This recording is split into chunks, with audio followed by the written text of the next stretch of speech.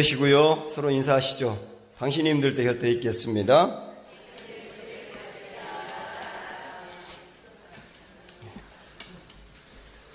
제가 앞에서 여러분 얼굴 이렇게 뵈니까 많이 피곤해 보이시는데 두 번만 더 나오시면 됩니다. 힘내시고 용기 내십시오. 무명의 용사들, 이런 제목입니다.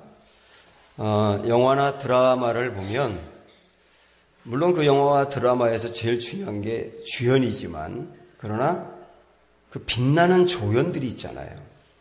그래서 영화 중에서도 그렇고 뭐 드라마도 마찬가지지만 인기 있고 잘된 것들은 조연들이 사실 빛을 발합니다.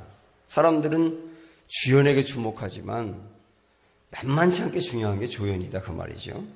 성경에 보면 빛나는 조연들이 참 많이 나옵니다. 히브리서 11장에 보면 구약시대 때 있었던 훌륭한 믿음의 용사들을 열거하고 있잖아요. 거기 보면 뭐 노아라든지 아브라함, 이삭, 야곱, 뭐 모세, 다윗 이런 굉장히 훌륭한 그 주연들이 나오지만은 그 뒷부분에 보니까 히브리서 11장 35절부터 38절까지 제가 정리를 해봤습니다. 들어보세요. 여자들은 이렇게 시작을 해요.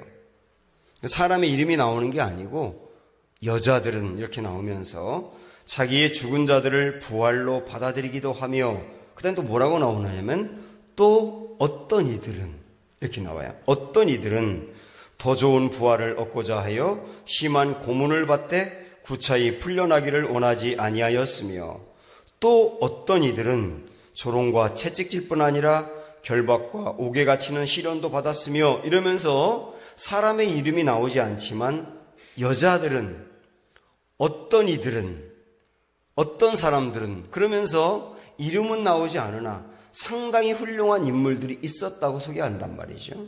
이들이 주연이 아닐지 몰라도 하나님의 아름다운 역사를 이루었던 아름다운 조연들이 되는 겁니다. 로마서 16장에 보면은 바울이 마지막 이제 로마서를 정리하면서 누구누구에게 무난한다 이런 말씀들이 쭉 나오거든요. 근데 그걸 보면 바울이 바울 될 수 있었던 이유 중에 하나는 아름다운 조연들이 바울과 협력했다는 거예요. 그들 중에는 뒤에서 기도로 협력한 사람들이 나옵니다.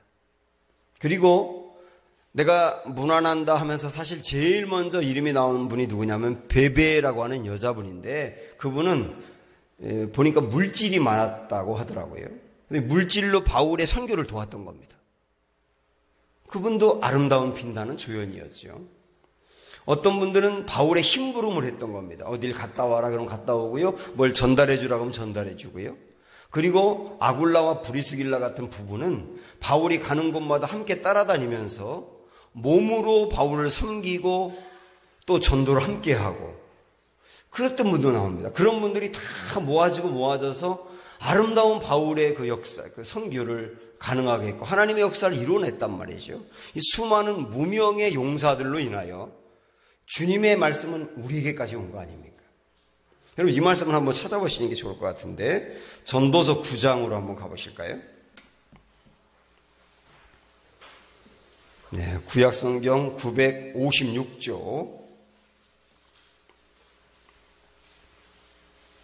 957조 전도서 9장 13절부터 15절까지 전도서 9장 13절부터 15절까지 찾으셨어요? 네, 시작. 내가 또 해 아래에서 지혜를 보고 내가 크게 이긴 것이 이러하니 곧 작고 인구가 많지 아니한 어떤 성읍에 큰 왕이 와서 그것을 에워싸고 큰 흥벽을 쌓고 치고자 할 때에 여기까지 잠깐 끊어보면 어떤 한 동네에 큰 왕이 쳐들어와 가지고 그 지역을 완전히 점령하기 직전까지 갔었단 얘기죠. 그런데요 15절 보세요. 그 성읍 가운데에 가난한 지혜자가 있어서 그의 지혜로 그 성읍을 건진 그것이라. 그러나 그 가난한 자를 기억하는 사람이 없었도다. 이 동네가 멸망의 직전까지 갔는데 한 가난한 자의 지혜, 한 가난한 어떤 사람의 지혜로 말미암아 그 위기에서 살아났다는 거예요. 근데 이 지혜자의 이름을 기억하는 사람이 없다. 진짜 무명의 용사입니다. 이름도 모르는 무명의 용사. 근데 그 무명의 용사가 한 마을을 건진 거죠. 성경은 수많은 이런 용사들의 이름이 나오지도 않고 잠깐 이름이 나오기도 하지만 그들의 이야기들로 많이 구성되어 있어요. 그래서 우리가 볼 때는 조연일지 모르지만은 하나님이 보실 때는 주연이라고 하는 겁니다. 예배가 제가 제자훈련하면서도 그런 말씀 드렸습니다만은 예배는 어떤 때 보면 목사가 주연인 것 같고 그다음에 성도들이 성가대원들이라든지 찬양단이라든지 이런 분들이 조연인 것 같고 나머지는 그냥 청중인 것 같지만은 그게 아니거든요. 예배는 청중은 한 분밖에 안 계세요. 하나님이. 그리고 목사를 비롯한 여러분 모두가 다 하나님 앞에서 배우들입니다. 그런 것처럼 무명의 용사들일지 모르지만은 하나님의 역사를 위해서 쓴 모두 주연들이다. 우리 교회도 지금까지 오기까지는 34년 동안 우리 교회를 지금까지 나오시는 분도 있고 우리 교회를 잠깐 나오다가 떠난 분도 있고 돌아가신 분도 있고 그런 분들이 있지만 그러나 이런 모든 무명의 용사들이 지금까지 오면서 흘렸던 피와 땀과 눈물과 헌신들로 인하여 주님의 교회가 여기까지 온 거예요. 그 이 무명의 용사들로 인하여 가능했던 거죠. 이번 특세만 하더라도 담임 목사가 말씀을 준비해서 선포하고 기도 인도를 하고 하는 것도 중요하지만은 매일매일 나와가지고 찬양하는 찬양단원들 전 정말 감사하고 있어요. 맛있는 거 사드릴게요. 그리고 아침마다 일찍 일어나서 이 사방에 있는 분들을 수송해서 교회까지 오는 운전해 주시는 분들, 그 다음에 우리 장명희 원사님을 비롯한 그의 친구들, 그분들은요 2시, 3시에 막 일어나서 이 출근하는 분들 먹이기 위해서 식당에 올라가서 준비하고 낮에 식당 갔다 오고 그 다음에 우리 함께 이 새벽기도 가자고 깨워주고 동료에서 데리고 나오고 이런 분들로 인해서 이번 새벽의 이 부흥회가 은혜가 되는 것이 아닌가. 그래서 이 무명의 용사들이 정말 교회에 중요하구나 이런 생각을 해보게 되는 겁니다. 기도원에 통하여서 하나님이 이루셨던 놀라운 일들 그걸 보면서 기도원과 함께 했던 300명 이름이 나오지 않지만 그 300명 그들이 민족을 구원한 것이고요. 그들뿐만 아니라 오늘 제가 2명을 소개하게 될 겁니다. 무명의 용사 2명을. 그런데 이들이 민족을 구원하는 데 큰 도움이 됐고요. 교회 안에도 이런 분들이 필요하고 여러분도 이런 분들이 되어야 되겠다라고 하는 측면에서 자, 오늘 2분을 보도록 하겠습니다. 무명의 용사 첫 번째. 우리가 이미 앞에서 봤던 한 무명의 선지자가 나와요. 이 앞에서 봤던 사사기 6장 말씀 보면은 이스라엘이 큰 위기에 빠져 있거든요. 그때 하나님이 사사 기드온을 보내기 전에 먼저 보낸 사람이 있었어요. 그 사람이 한 무명의 선지자였습니다. 자, 보실까요? 자, 6장 7절부터 8절 앞부분까지 보겠습니다. 시작. 이스라엘 자손이 미디안으로 말미암아 여호와께 부르짖었으므로 여호와께서 이스라엘 자손에게 한 선지자를 보내시니 이스라엘 백성들은 사실은 그들이 죄악 가운데 빠져가지고 나라가 어려워졌는데 그걸 몰랐어요. 그리고 그들은 왜 이 나라가 이런 어려움에 처해야 됩니까? 라고 하나님을 원망했지 않습니까? 그리고 그들이 부르짖으며 기도한 건 뭐냐면 우리 민족을 구원할 사사를 보내주세요 라고 하는 기도를 했던 겁니다. 그런데 하나님은 그들에게 사사를 보내기 전에 먼저 한 무명의 선지자를 보낸 겁니다. 무명의 선지자라고 하는 말은 이름도 알려지지 않은 선지자일 수 있거든요. 그 선지자를 먼저 보내서 그 선지자가 이스라엘 백성들에게 했던 말은 우리가 이전에 앞에서 봤습니다만은 10절만 보세요. 이 말씀을 한 거예요. 시작. 내가 또 너희에게 이르기를 나는 너희의 하나님 여호와이니 너희가 거주하는 아모리 사람의 땅의 신들을 두려워하지 말라 하였으나 너희가 내 목소리를 듣지 아니하였느니라 하셨다 하니라. 그러니까 이 무명의 선지자가 이야기해 준 게 뭐냐면 왜 우리가 이 어려움을 당하고 있는지 아냐. 이방 신들을 섬겼기 때문이다. 우상 숭배했기 때문이다. 이렇게 고난의 이유를 정확히 알려준 겁니다. 자, 그러면 저를 보십시오. 무명의 선지자의 역할은 뭐냐면 악역을 담당하는 거예요. 사람들이 쓴소리를 듣고 싶어하는 사람은 아무도 없어요. 다 쓴소리를 싫어합니다. 그런데 쓴소리는 들어야 될 소리거든요. 만약에 하나님이 이스라엘 백성들이 우리를 도와달라고 기도할 때 무명의 선지자를 보내지 않고 사사를 보냈다면, 무명의 선지자를 생략하고 사사를 보냈다면 그들은 근본적으로 회개하지 않고 돌이키지 않아요. 다만 도움만 받는 겁니다. 그러면 이스라엘 백성들은 또 금방 죄에 빠졌을 거예요. 그런데 무명의 선지자를 먼저 보냄으로 말미암아 문제 원인이 뭔지를 정확히 깨닫고 회개하고 하나님과의 관계가 회복되고 난 뒤에 사사를 보내니까 이게 되는 거예요. 그래서 무명의 선지자의 역할은 뭐냐면 쓴소리를 할 수 있는 악역을 담당하는 사람이라 그 말입니다. 어쩌면 저도 그렇고 여러분도 그렇고 지금까지 신앙생활을 해오는 데 있어서 무명의 선지자들이 있었을 겁니다. 정말 듣기 싫지만 나를 깨닫게 해주는 말씀, 그리고 나를 회개하게 하는 분, 그리고 나를 되돌아보게 하고 정신 바짝 차리게 하는 분, 그런 분들이 여러분에게 있었을 거예요. 그들이 무명의 선지자였던 겁니다. 저에게도 있었거든요. 제 목회에서 설교를 지적한 평신도도 있었어요. 기분이 엄청 나빴습니다. 근데 지나고 났더니 그분 때문에 제가 성장을 했더라고요.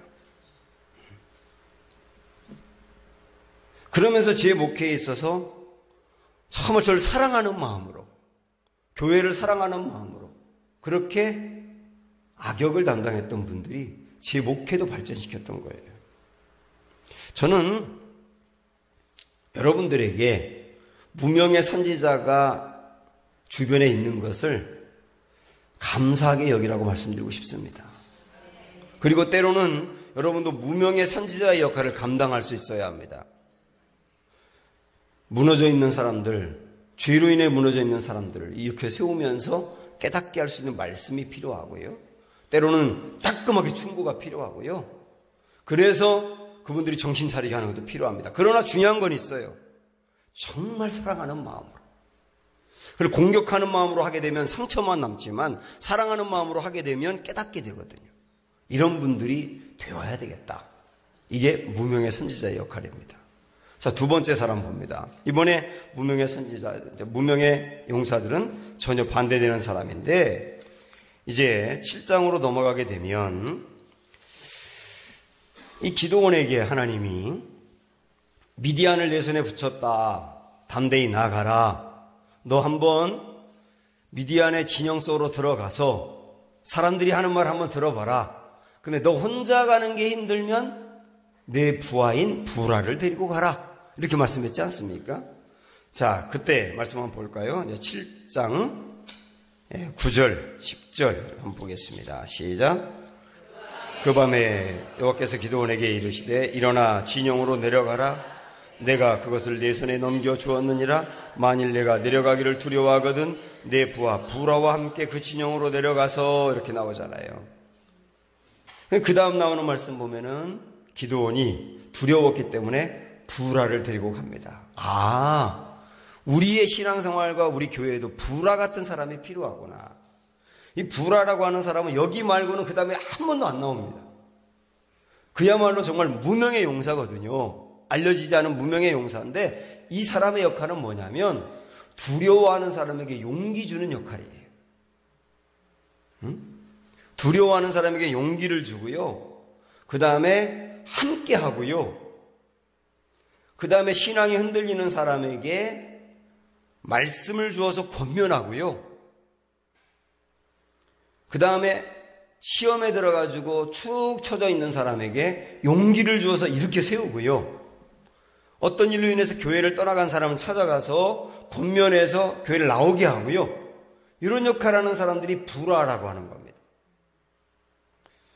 이게 사실 여러분 지금까지 신앙생활 해오는 과정에서 알게 모르게 얼마나 많은 불화들이 있었습니까?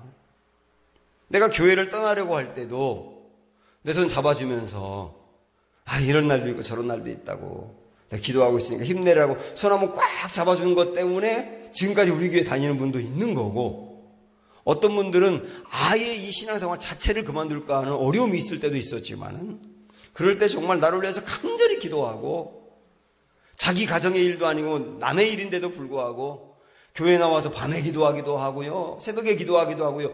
그랬던 분들이 내 주변에 있었기 때문에 여기까지 온 거예요. 이들이 전부 다 누구냐면 불화라고 하는 거. 그러니까 이 무명의 한 그 선지자하고 불화를 비교해 보니까 완전히 반대거든요.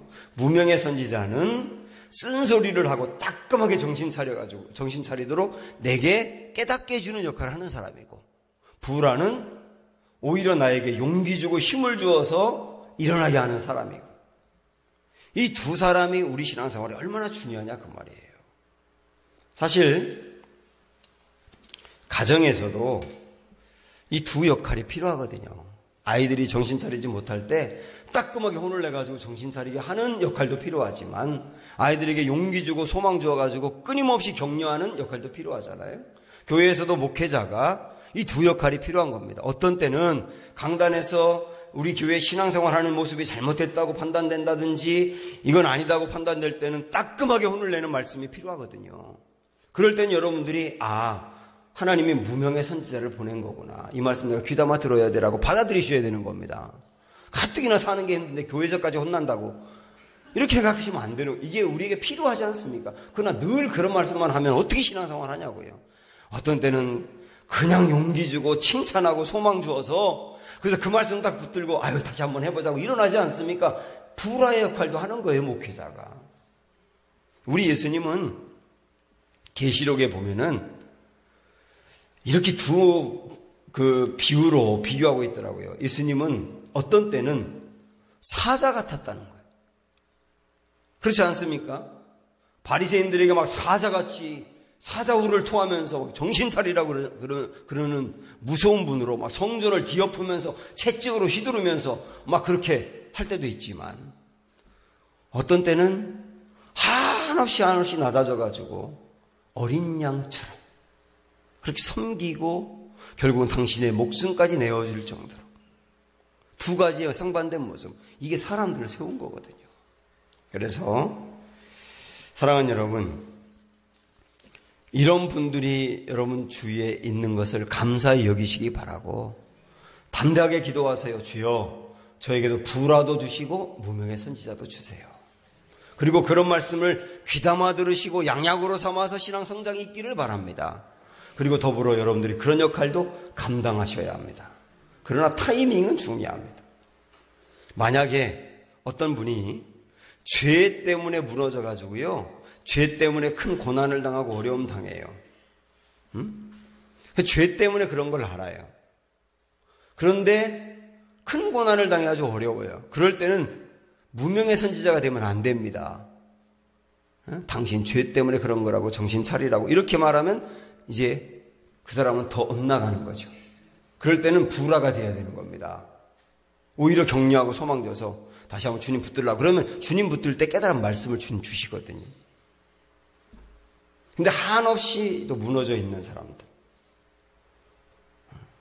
그런 사람들에게는 어떤 때는 또 무명의 선지자 역할이 필요할 때가 있어요. 바리새인들 같이 그 다음에 교만한 마음으로 자기가 최고 잘났다고 생각하고 그 다음에 앞뒤 가리지 않고 방방 뜨고 그런 사람에게는 어떤 때는 무명의 선지자 같이 따끔하게 혼을 내는, 우리 예수님 보세요. 독사의 자식들아 그러잖아요. 세상에 그런 욕이 어딨냐고요.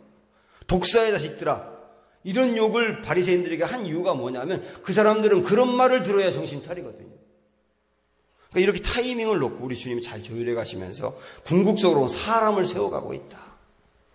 저는 이런 일들로 인하여서 우리 교회가 든든히 서가기를 원하고 여러분들이 그런 무명의 용사들이 되셔서 사람을 세우는 분들이 되시기를 주님의 이름으로 축원합니다. 내는 주의 영광을 보내 함께 찬양을 하겠습니다.